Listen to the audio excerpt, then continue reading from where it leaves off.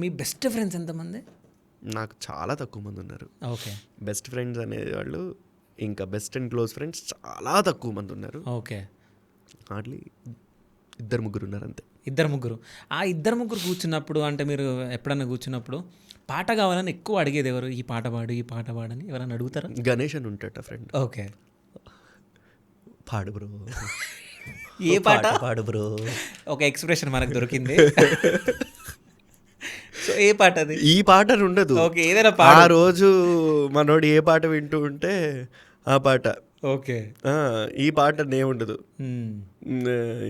మంచం వేసి దుప్పటేసి మల్లె పూలు చల్లాను రాజా రాజా ఈ పాట అడగచ్చు. ఓకే. బావల్ సయ్యా సై మరదల్ సయ్యా ఈ పాట అడగచ్చు.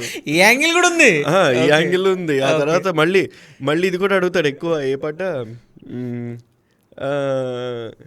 ఆకాశం తాకేలా వడగాలై ఈ వేళ ఈ పాట. నీ వాయిస్లో చాలా బాగుంటుంది బ్రో, ఆ పాట వినాలని ఉంటుంది అంటూ ఉంటాడు. కానీ నిజంగా మీ వాయిస్ చాలా బాగుంది బ్రో.